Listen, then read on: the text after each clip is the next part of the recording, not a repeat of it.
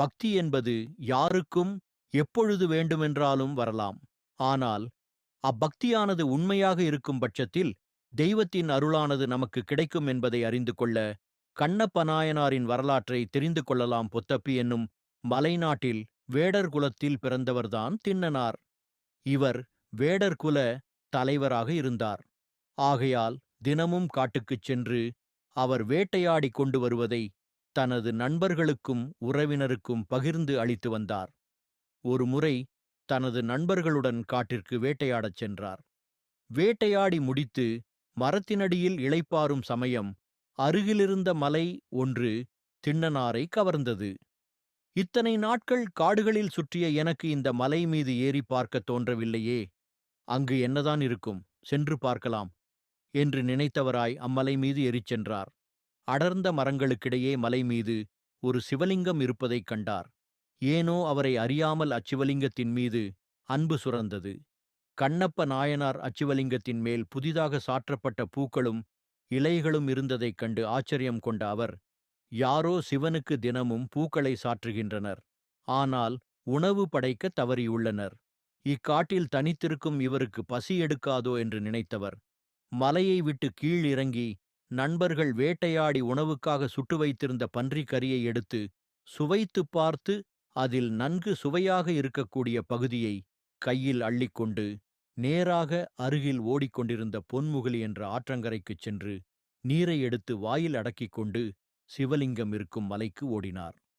வாயில் அடக்கிக் கொண்டு வந்த தண்ணீரை லிங்கத்தின் மீது உமிழ்ந்துவிட்டு தான் கொண்டு வந்த பன்றிக்கரியை ஆவுடையின் மேல் வைத்துவிட்டு, சாப்பிடு என்று கூறியபடி நின்றிருந்த திண்ணனாரை பார்த்த அவரது நண்பர்களுக்கு இவரின் செயல் வேடிக்கையாக இருந்தது. ஆனால் திண்ணரின் இந்த நடவடிக்கையானது தினமும் தொடர்ந்தது. நாளாக நாளாக சிவன் மேல் தீராத பற்றையும் கொண்டிருந்தார். இரவில் சிவபெருமான் தனித்திருப்பதால் கொடிய விலங்குகளால் அவருக்கு ஏதேனும் அச்சம் நிகழ்ந்து விடுமோ என்று அஞ்சியவர் சிவபெருமானுக்கு காவலாக அந்த இடத்திலேயே இருந்தார். விடிந்ததும் தன் வீடு போய் சேர்வார்.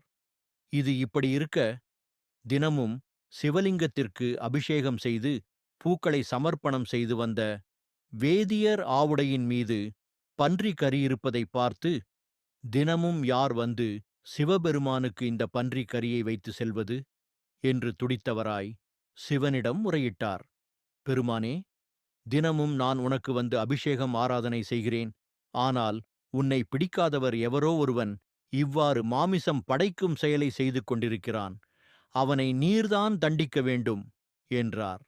அன்றிரவு வேதியரது கனவில் தோன்றிய சிவபெருமான், வேதியரே, உன்னைப்போல் அவனும் என் பக்தனே. அவனுக்கு தெரிந்த வகையில் அவன் என் மீது அலாதி பக்தி கொண்டு என்னை பூஜிக்கின்றான். இதில் தவறு ஏதுமில்லை. அவனின் அன்பை நான் உனக்கு உணர்த்துகிறேன். இன்றிரவு என் இருப்பிடம் வந்து மறைந்து நின்று நடப்பதை கவனி என்று கூறி மறைந்தார். வேதியரும் சிவபெருமானின் கூற்றுப்படி அன்று இரவு சிவலிங்கத்திற்கு அருகில் இருக்கும் மரத்தின் பின்னால் ஒளிந்தபடி நடக்க இருப்பதை கவனித்துக் கொண்டிருந்தார். வழக்கம்போல் கையில் மாமிசத்துடனும் வாயில் நீருடனும் வந்த திண்ணனார் தன் வாயிலிருந்த நீரை சிவபெருமான் மீது துப்பும் சமயத்தில் தான் சிவபெருமானின் ஒரு கண்ணிலிருந்து இரத்தம் வருவதை கவனித்தார். இதைக் கண்ட திண்ணனாரின் மனமானது பதறியது. ஐயோ, இப்படி சிவபெருமானின் கண்களிலிருந்து இரத்தம் வடிகிறதே, இதற்கு காரணம் யாராக இருக்கக்கூடும் என்று பதறியவர் ஒரு கணமும் யோசிக்காமல் தன் அம்பை எடுத்து தன் ஒரு கண்ணை தோண்டி எடுத்து சிவபெருமானின் கண்களில் பொருத்தினார். அப்பொழுது சிவபெருமானின் கண்களிலிருந்து இரத்தம் வடிவது நின்றது.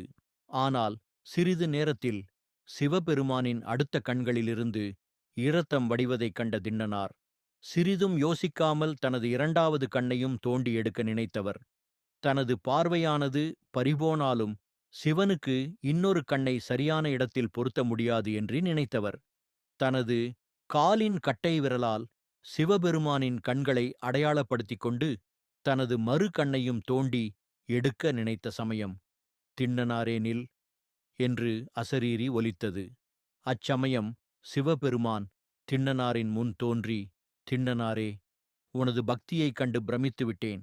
உனது பார்வை போனாலும் பரவாயில்லை என்று நினைத்து உன் கண்களை எனக்குத் தர நினைத்த நீ இன்றிலிருந்து நீ கண்ணப்பன் என்று அழைக்கப்படுவதுடன் எப்பொழுதும் நீ என் அருகினிலேயே இருப்பாய் என்று அவருக்கு சிவபதத்தை அளித்தார். இதை மறைந்திருந்து பார்த்த வேதியரும் கண்ணப்பரின் பக்தியை நினைத்து பிரமிப்பு அடைந்ததுடன் கண்ணப்ப நாயனாரின் அருளையும் பெற்றார். சிவபெருமானுக்கு தனது கண்களையே தந்ததால் திண்ணனார் கண்ணப்பன் என்று அழைக்கப்படுகிறார்.